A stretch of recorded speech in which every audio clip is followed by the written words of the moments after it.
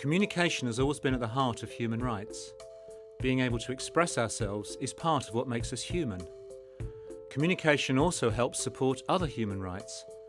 It allows us to sound the alarm about rights violations and provides us with tools to strengthen democracy, engage in business, and access information.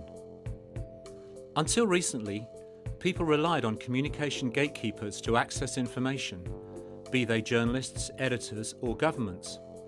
Billboards, wall posters, books, newspapers, television, all use a one-to-many model of communication, where owners and distributors of content have the power. The human rights movement has focused on influencing that source of content to challenge censorship and support free speech.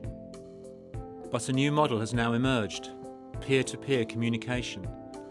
Billions of people across the world can create and share content themselves using digital communication networks through their mobile phones and computers, as well as television and radio. These changes are nothing short of momentous for human rights. Peer-to-peer communication allows people to get past the gatekeepers and communicate directly with each other. In this viral world, people can more easily question official sources of information and share what they find. Mobile phones stream police brutality in Burma to the web. SMS can mobilize millions and topple presidents, as it did in the Philippines. Farsi websites open up spaces for Persian poetry and Iranian politics that have elsewhere been shut down. But these changes also present new challenges. We've always been concerned about who controls content, though in the past we didn't care much about the technology that made it happen. The type of printing press or camera weren't important because they couldn't change the message. But in the digital world, content can be controlled and remade by the technologies that deliver it. Servers that give access to the network can be used to block particular websites. Software can be built to screen out human rights information from its search results. Text messages can be intercepted and used to track protesters.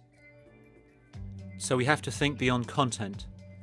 We need to apply human rights standards and principles to the whole communications environment, to the applications we use to find information, to the codes and protocols that connect our devices to the digital world, and to the hardware itself, the cables and wireless towers that carry the data. This is complicated because the digital environment isn't controlled by any one power. No coalition or government owns a master plan for how it develops, and it has no final design. It's a viral, not a hierarchical place. We can't predict how technologies will develop or tell people how to use them. We can understand it best as a growing, evolving ecosystem. Different forces and interactions shape how it grows. Government policy and regulation are important, but other forces are more nimble and powerful, such as what technology makes possible, how users adopt and adapt it, and how businesses answer and alter what markets demand. Our challenge is to understand this dynamic world and make sure that the digital ecosystem supports and expands human rights. But this ecosystem contains many different communities with distinct needs and wants, so we all have to work together to shape it. It's not just a case of governments introducing new laws or companies simply responding to markets. We have to work together. Most of all, we have to empower users to take part in this process and defend human rights. We have to think virally and creatively, because that's how this environment works. Change means spreading ideas and values, letting people make them their own in their own way.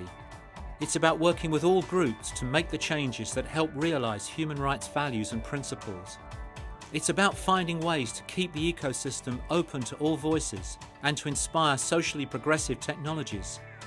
The prize, if we can grasp it, is huge.